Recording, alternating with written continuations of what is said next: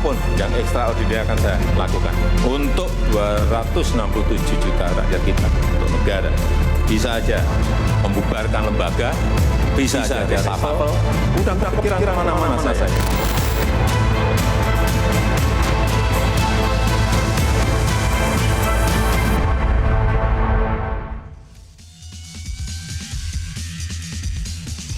Pemirsa, selamat malam. Anda menyaksikan Prime Talk Tajam Mendalam bersama saya Rory Asyari. Pemirsa, dampak pandemi COVID-19 yang telah dirasakan di berbagai sektor membuat Presiden mengeluarkan ultimatum keras kepada para pembantunya. Perombakan kabinet akan dilakukan jika kinerja para menteri dalam penanganan COVID-19 tidak membaik.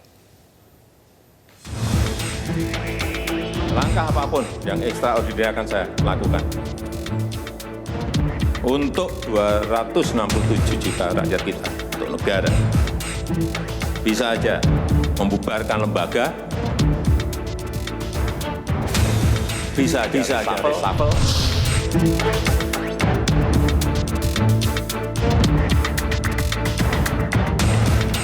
Perombakan kabinet menjadi isu hangat setelah Presiden Joko Widodo mengancam akan mereshuffle menteri-menteri dan pimpinan lembaga negara yang tidak bekerja secara luar biasa dalam menangani pandemi corona. Kinerja menteri selama menangani pandemi menjadi tolok ukur utama Presiden jika nanti reshuffle benar-benar dilakukan. Atas peringatan keras Kepala Negara, Menteri Ketenagakerjaan Ida Fauzia berkomentar diplomatis. Dia menyebut reshuffle kabinet sebagai hak prerogatif Presiden. Ia menambahkan, ia akan menggunakan seluruh kemampuan dan potensi yang dimiliki untuk melaksanakan instruksi Presiden dalam penanganan COVID-19. Saya kira reshuffle itu adalah hak prerogatif Bapak Presiden. Bagi saya akan bekerja, saya akan gunakan seluruh kemampuan yang ada, seluruh potensi yang dimiliki oleh kementerian ini untuk bisa ikut menangani pandemi COVID-19. Pernyataan serupa dilontarkan oleh Menteri Sosial Juliari Batubara. Ranah saya itu ranahnya Presiden. Kita kerja sesuai dengan tugas dan tanggung jawab masing-masing saja. Dampak pandemi COVID-19 yang telah dirasakan oleh berbagai sektor pada akhirnya membongkar kemampuan tata kelola pemerintah dalam menghadapi krisis. Pengamat politik Adi Prayitno menyebut saat ini menjadi momentum yang tepat bagi Presiden Joko Widodo untuk merombak kabinet. Kemarahan Presiden adalah ultimatum keras bagi para menteri yang tidak bekerja secara maksimal. Jokowi sejak awal selalu mengatakan butuh pembantu yang setengah dewa, butuh pembantu yang tidak biasa-biasa, adalah pembantu yang selalu bisa memberikan satu terobosan baru di tengah situasi yang serba rumit. Nah, disinilah sebenarnya Pak Jokowi bisa melihat para pembantunya dalam kurun waktu kurang lebih setahun ini sudah tidak bisa maksimal. Pak Jokowi jika melihat para menterinya sebulan, 2 bulan, 3 bulan ke depan tidak maksimal, saya kira ini adalah momentum yang pas untuk mengganti mereka. Reshuffle memang bukan barang baru bagi Presiden Joko Widodo. Pada periode pertama menjabat sebagai kepala negara, 3 kali Presiden Jokowi merombak komposisi kabinet. Alasannya beragam, mulai dari kinerja yang dinilai buruk hingga masalah koalisi partai. Tim Liputan Metro TV. Pertanyaannya kemudian seberapa mendesak sebenarnya reshuffle kabinet di saat pandemi COVID-19 ini dan menteri mana yang kinerjanya dinilai kurang dan kebijakannya biasa-biasa saja di saat bangsa ini membutuhkan kebijakan yang luar biasa untuk menghadapi pandemi COVID-19. Kita akan berbincang dengan 3 orang narasumber, nanti akan bergabung menjadi 4 begitu.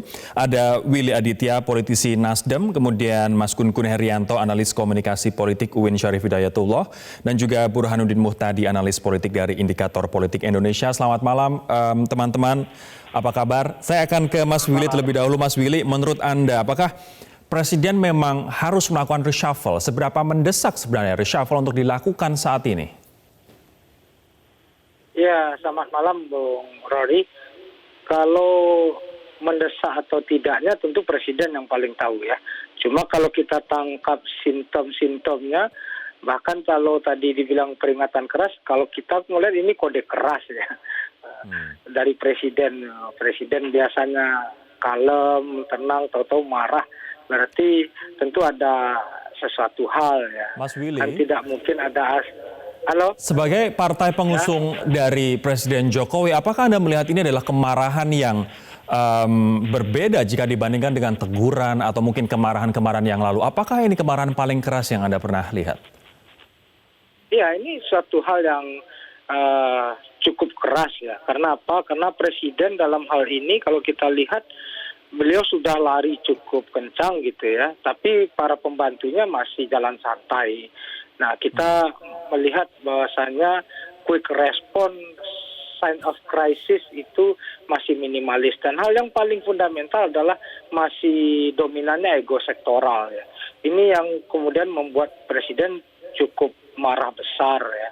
Nah, ini harusnya memang menteri itu kan tidak, tadi dikatakan inilah ujian yang paling nyata bahwasanya tidak hanya kemampuan kapasitas atau kapabilitas profesionalnya, tapi juga kemampuan manajerial dan leadership-nya dalam melakukan hal ini.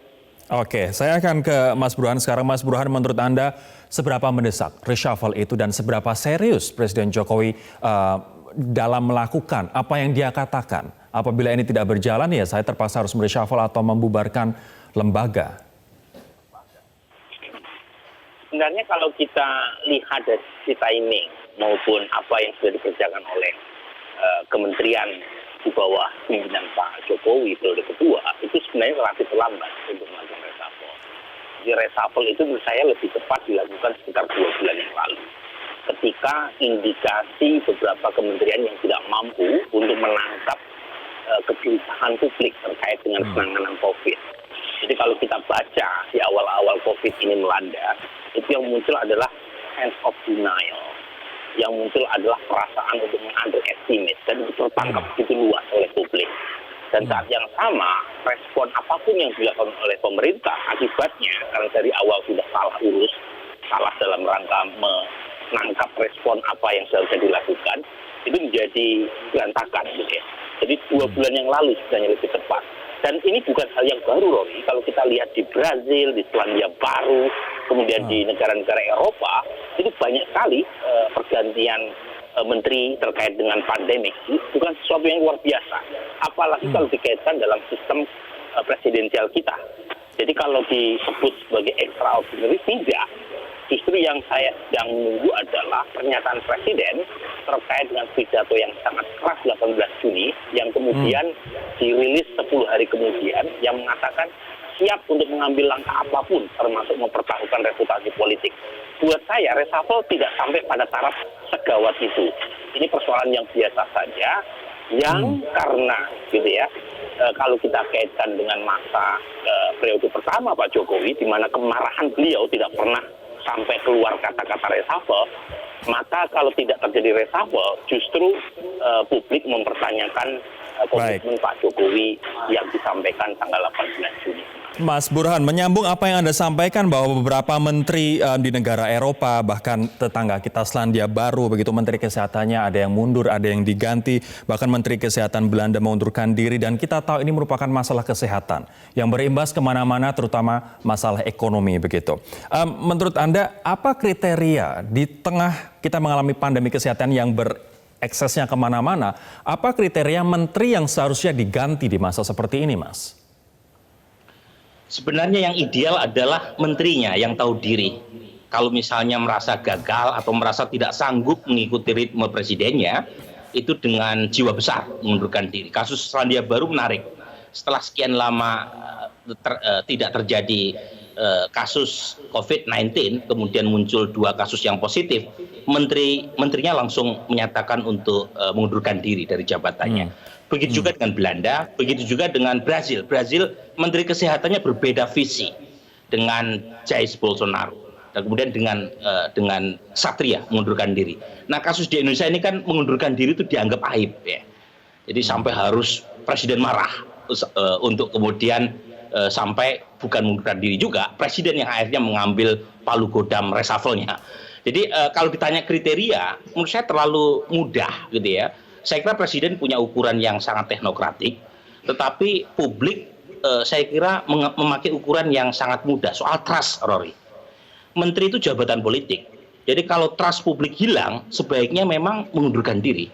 Jadi jangan persulit presiden untuk mengambil keputusan yang sebenarnya mudah sekali buat akal sehat kita untuk mengundurkan diri kalau trust publik sudah hilang. Nah, kalau trust publik sudah hilang kepada menteri-menteri tertentu dan menteri tersebut tidak mengundurkan diri atau bahkan tidak merasa, Anda ingin mendeskripsikan menteri-menteri ini sebagai apa, Mas Burhan? Jadi begini, Rory, cara mengukur trust kan persepsi publik, evaluasi publik. Ya. Karena menteri jabatan politik, maka kita perlu tanya kepada publik sebagai majikan. Ya. Majikan politik demokrasi adalah publik. Nah, kalau kita lihat gap antara kepercayaan terhadap presiden dan menteri itu terlalu lebar. Dua-duanya mengalami penurunan dibanding survei sebelum pandemik. Survei indikator menunjukkan sebelum pandemik masuk ke Indonesia secara resmi tanggal 2 Maret gitu ya. Bulan Februari itu kepercayaan publik baik menteri maupun baik presiden itu di angka yang sangat tinggi. Tetapi 3 bulan kemudian penurunan sangat tajam terjadi di tingkat kementerian. Meskipun lagi-lagi di survei yang saya rilis, menteri yang kita tanya itu menteri yang tergabung dalam kabinet pemerintahan pusat ya. Jadi luas dari 71% ke 56%. Nah, memang di survei yang terakhir yang sudah jadi paper tetapi belum kita rilis secara resmi, itu kita tanyakan satu kementerian yang langsung berkaitan dengan portofolio kesehatan, yaitu Menteri Kesehatan. Dan memang dalam sekali jatuhnya, dropnya gitu ya. Bahkan di Jakarta approval beliau hanya mencapai 20-an%, nasional di bawah 50%. Tapi lagi-lagi ini kan kadang-kadang ada perasaan kalau menyatakan mengundurkan diri itu ada aib. Jadi seolah-olah tinggal gelanggang colong pelayu kalau istilah Jawanya. Padahal kalau di dunia global mengundurkan diri adalah kesatria begitu. Kita melihat banyak menteri yang kemudian mengundurkan diri di Jepang. Kita lihat betapa kesatrianya mereka maupun di negara-negara yang lain. Nanti saya akan kembali ke Mas Gun-Gun. Setelah jeda Mas Gun-Gun, saya akan menanyakan bila reshuffle tidak dilakukan, apa yang menurut Anda akan terjadi? Utamanya kepercayaan publik terhadap presiden dan juga terhadap kabinet ini, dan menteri-menteri mana yang menurut Anda dalam posisi rawan? Kita akan kembali pemirsa sesaat lagi.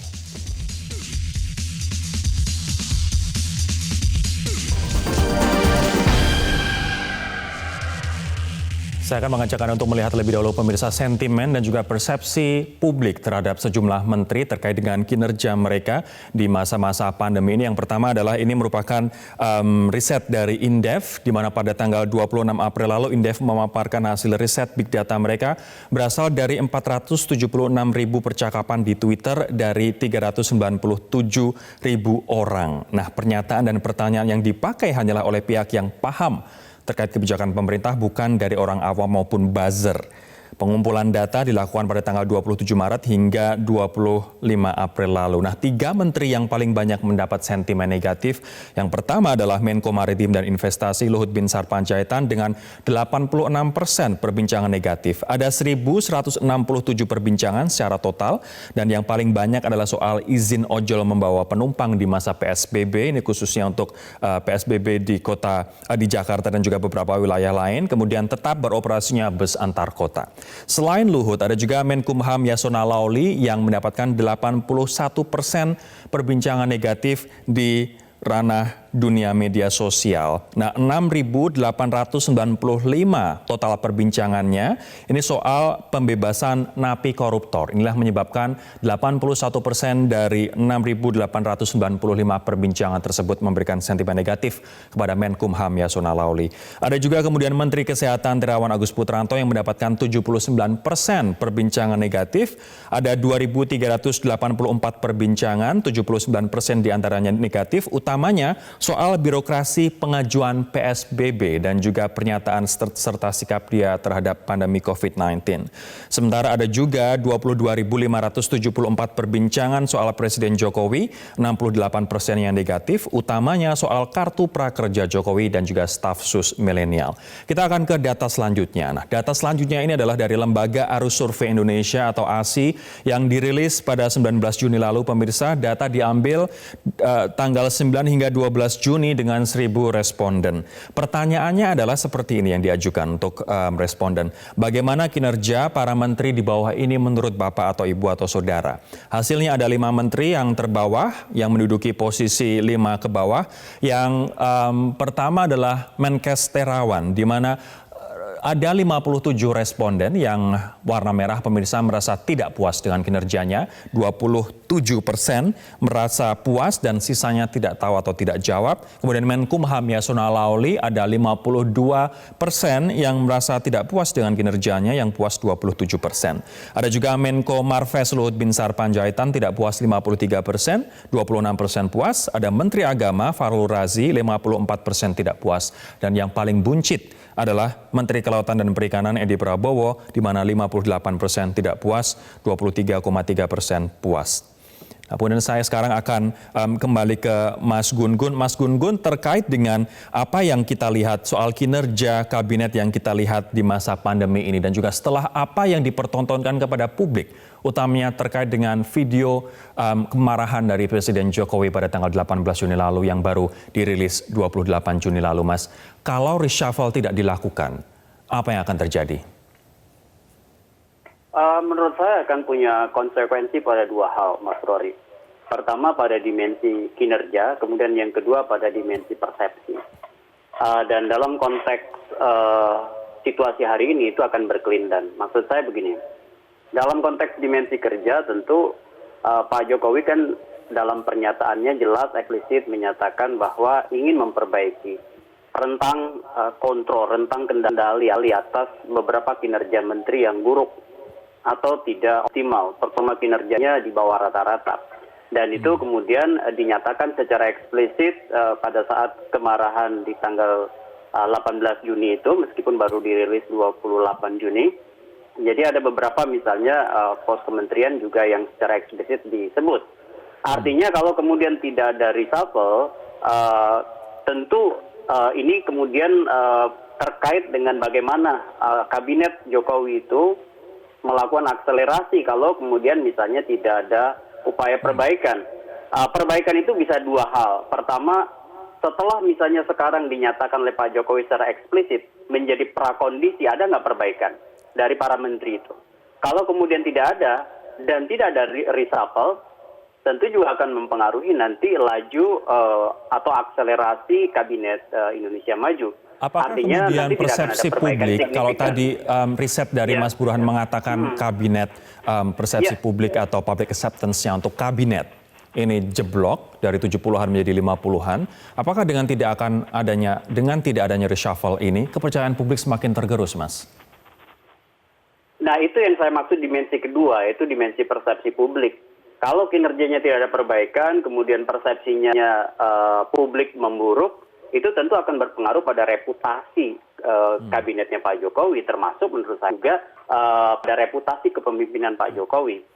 Maksud saya, Mas Rory, persepsi publik itu kan nanti terhubung juga dengan perbincangan di halayak, kemudian perguliran opini publik, sehingga kemudian itu tentu sedikit besarnya, bahkan menurut saya akan signifikan, itu berpengaruh pada reputasi pemerintahan.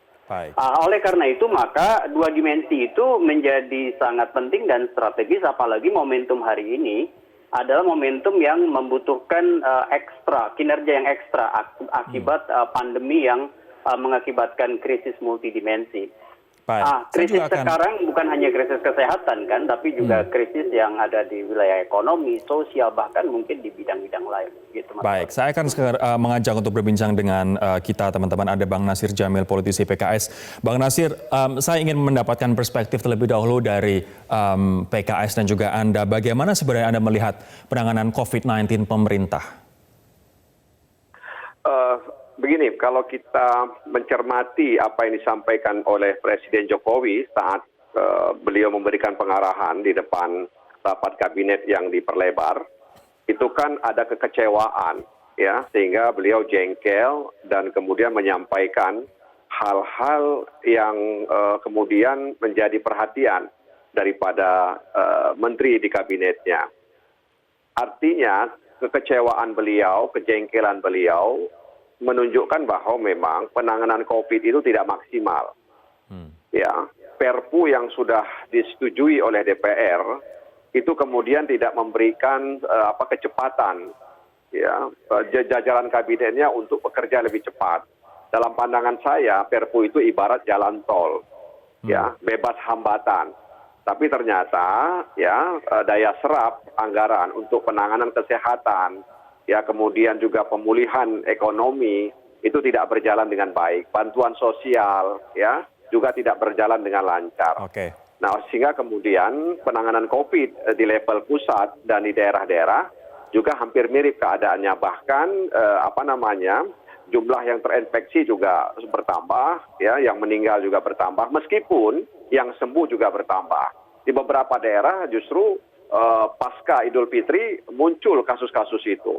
Nah, itu artinya memang belum ada sinergi, ya, antara pemerintah pusat dengan yang di daerah terkait bagaimana negara ini menghadapi pandemi global ini. Oke, saya akan ke Bang Willy sebelum jeda. Bang Willy, menurut Anda, menteri mana saja yang menganggap dan bahkan bekerja dengan paradigma biasa-biasa saja, bukan dengan tindakan atau kebijakan yang extraordinary yang seperti diminta Presiden?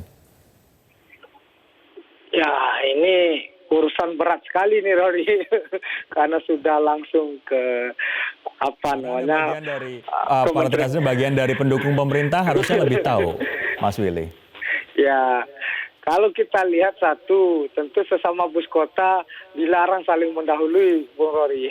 Tapi kita lihat dari proses kinerja yang sejauh ini berhubungan dengan kebijakan di parlemen gitu, di DPR, dan terkait dengan komisi-komisi. Tentu yang menjadi catatan tadi seperti yang Bang Nasir katakan, tentu proses penanganan COVID, ya, dari Kementerian Kesehatan ini bagaimana quick respon, ya, penyerapan anggaran, dan kemudian DPR sudah memberikan karpet hijau dengan Perpu itu, ini menjadi catatan yang sangat krusial, ya, bagaimana ini benar-benar suatu hal yang cukup kritis gitu.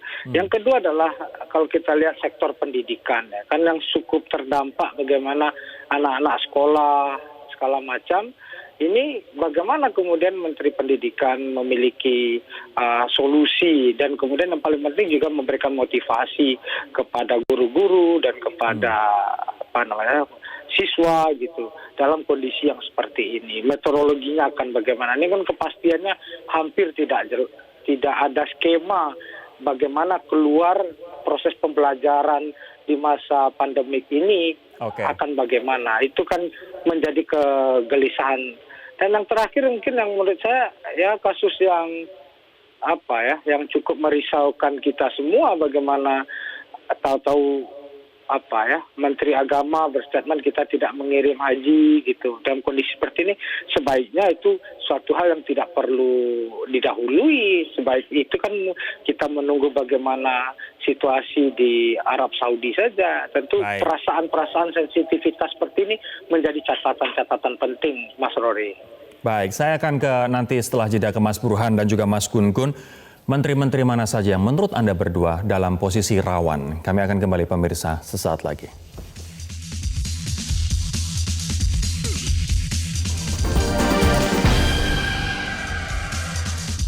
Saya akan ke Mas Burhan sekarang. Mas Burhan, menteri-menteri mana saja yang menurut Anda posisinya rawan?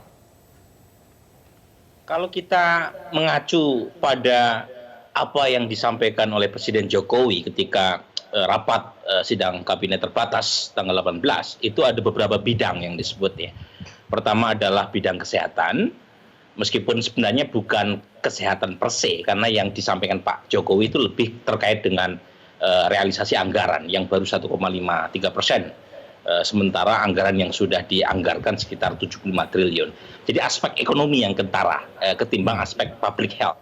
Kemudian yang kedua saya kira terkait dengan penyaluran bansos. Lagi-lagi meskipun Pak Jokowi mengatakan sudah cukup lumayan, tapi dalam situasi krisis lumayan saja tidak cukup. Kemudian yang ketiga bidang ekonomi secara umum, terutama untuk membantu pelaku usaha di sektor mikro dan menengah dan kecil yang dianggap potensial mati duluan. Jangan sampai mati baru kemudian anggaran turun. Jadi ini tiga hal besar, ya, meskipun tentu saja kalau terjadi reshuffle, saya yakin tidak hanya 3 hal ini.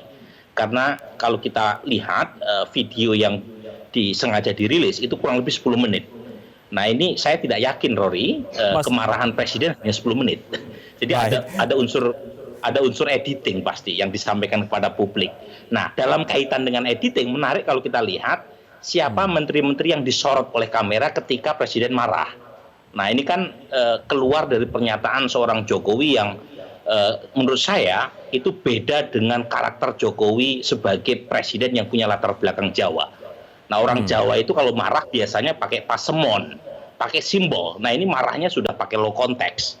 Artinya kalau tidak terjadi reshuffle justru gitu ya, backlash kepada presiden sendiri. Kalau misalnya bidang-bidang yang disebutkan tadi adalah bidang kesehatan, kemudian bidang ekonomi, soal stimulus untuk UMKM, untuk industri, dan juga terkait dengan PHK begitu, dan juga bidang-bidang misalnya bidang sosial, Mas, pembagian bansos. Apakah menteri-menteri yang terkait dengan bidang-bidang ini menurut Anda posisinya rawan? Termasuk Menko Perekonomian, termasuk Menteri Kesehatan, termasuk Menteri Sosial? Rawan tidaknya kan tergantung 2 variabel, Rory. Pertama adalah variabel teknokratik. Nah ini ukurannya sangat clear. Saya kira Presiden punya mata dan telinga terkait dengan rekam jejak menteri-menterinya. Nah yang kedua itu terkait dengan variabel politik. Karena menteri itu bagaimanapun jabatan politik. Nah kita tahu Presiden Jokowi mendapatkan dukungan kurang lebih hampir 80% dari kekuatan di DPR. Nah kalau misalnya menteri yang secara teknokratik kinerjanya dianggap kurang, itu pasti Jokowi ada proses negosiasi atau diskusi dengan partai pengusung. Nah, kalau misalnya tidak bisa diselamatkan, kemungkinan penggantinya juga dari partai yang mengusungnya. Ya, jadi yang rawan justru adalah menteri yang tidak punya backup politik. Kalau misalnya kinerjanya misalnya buruk, saat yang sama secara politik juga tidak punya backup. Nah, itu rawan itu. Saya akan ke Mas Gun Gun. Setuju Mas Gun Gun dengan analisa ini? Menteri yang tidak punya backup politik posisinya rawan saat ini, dan menurut Anda apakah Presiden Jokowi punya gut, punya kemauan begitu juga untuk misalnya mencopot menteri-menteri dari parpol yang tidak perform?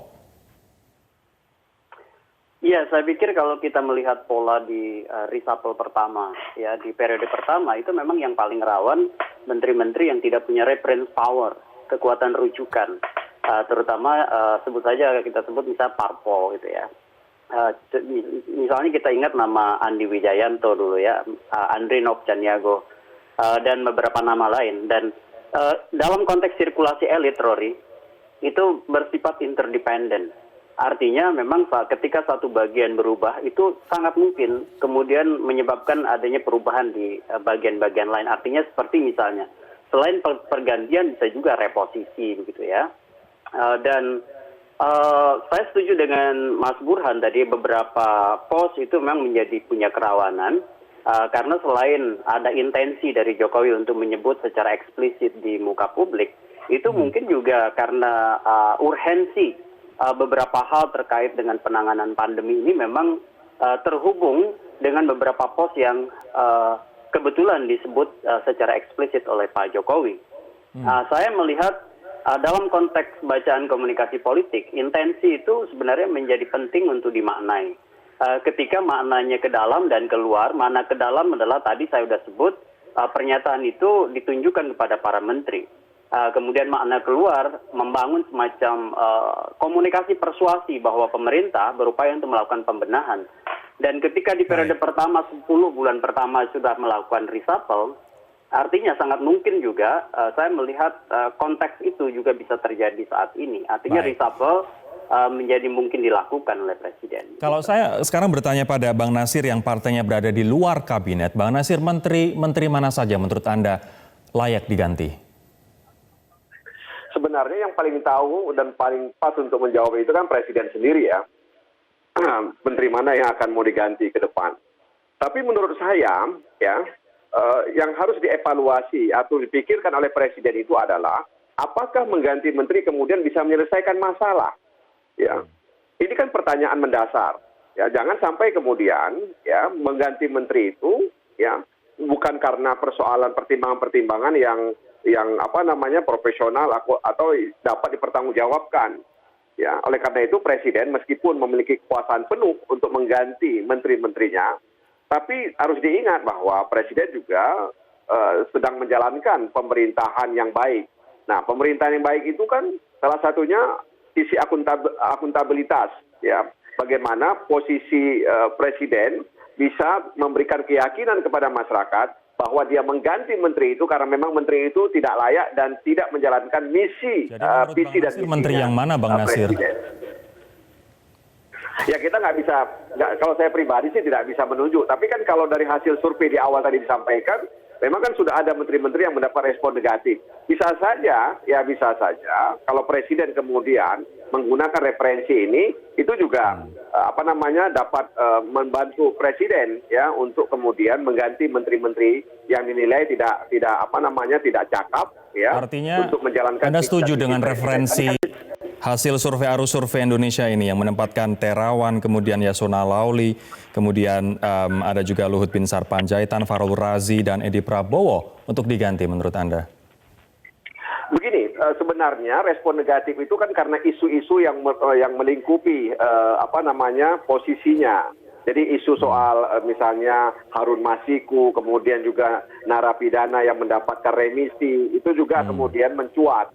Ya, kemudian juga soal kesehatan. Jadi nama-nama menteri yang mendapat respon negatif itu memang isu ya terkait dengan kementeriannya itu ya mencuat waktu itu, dan tentu saja orang bisa merespon dengan positif dan juga bisa merespon dengan negatif. Baik, saya akan jeda terlebih dahulu. Pemirsa, kita nanti akan lanjutkan perbincangan di segmen terakhir dengan segmen kesimpulan. Tetaplah bersama kami di Prime Talk.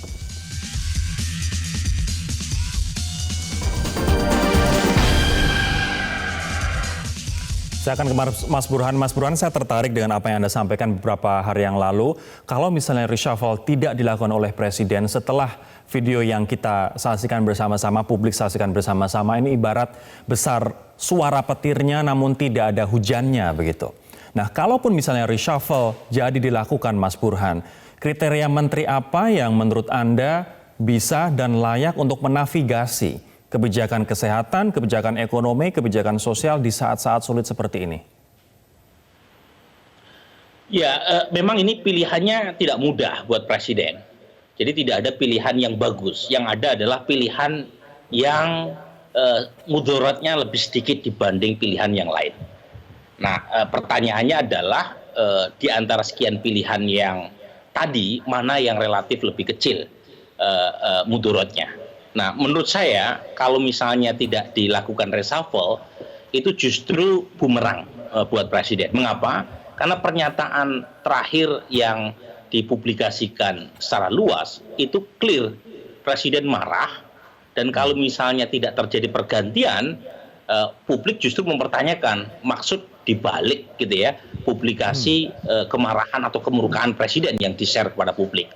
Nah, pertanyaannya adalah siapa yang mau diganti dan siapa penggantinya. Ini penting nih, karena kalau misalnya penggantinya itu tidak cukup langsung tune in dengan situasi yang sekarang terjadi, itu justru jadi beban buat Presiden sendiri. Jadi saya sebut menjadi beban adalah karena kalau misalnya penggantinya itu mulai dari nol, sementara situasi sekarang meniscayakan menteri yang tahu akan situasi yang betul-betul berat dan karenanya langsung punya semacam flying start gitu ya untuk melakukan apa yang harus dikerjakan, itu betul-betul orang-orang yang seharusnya punya kemampuan teknokratik dan saat yang sama punya kemampuan untuk berpikir gitu ya di suasana krisis. Nah, kelemahan kabinet sekarang adalah situasinya itu dianggap business as usual. Nah, itu yang harus dihilangkan gitu ya.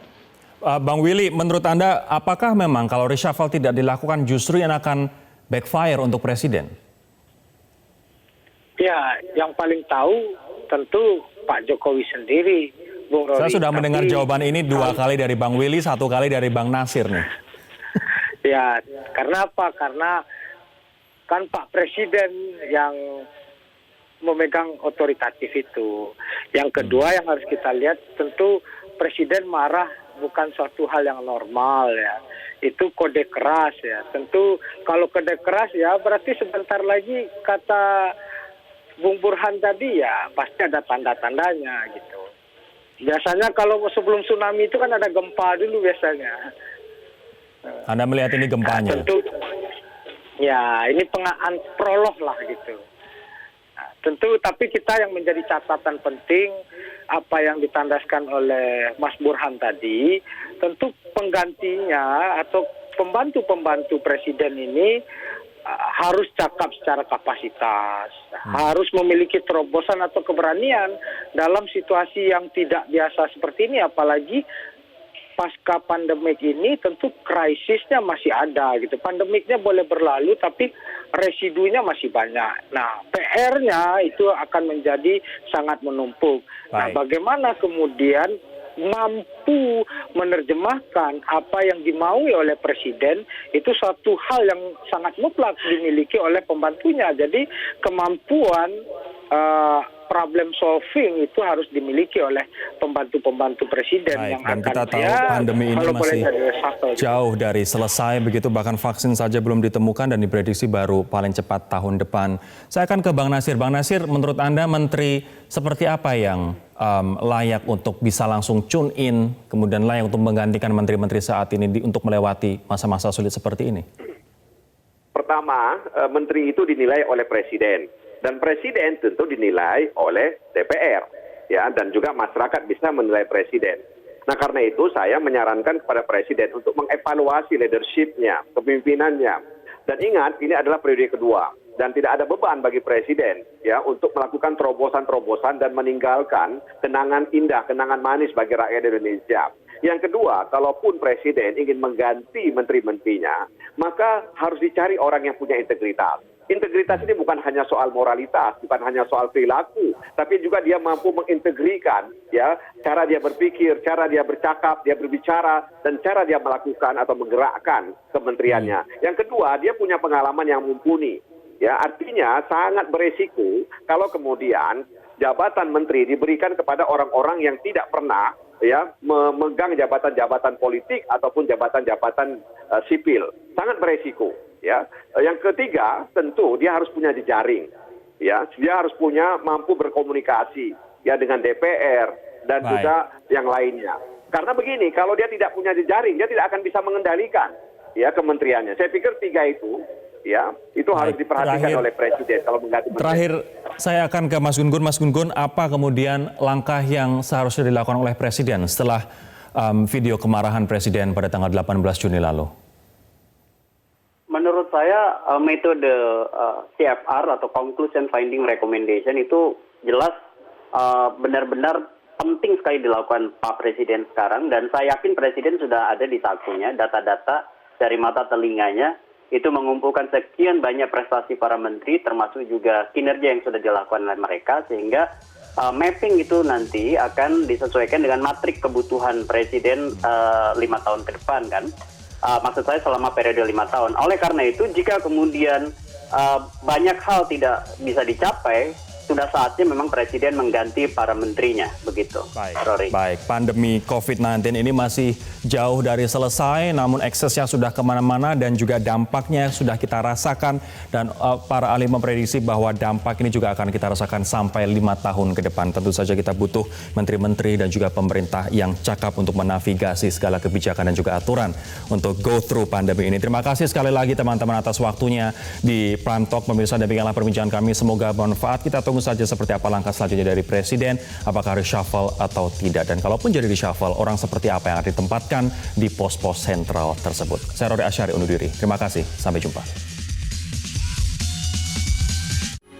Metro TV, knowledge to elevate.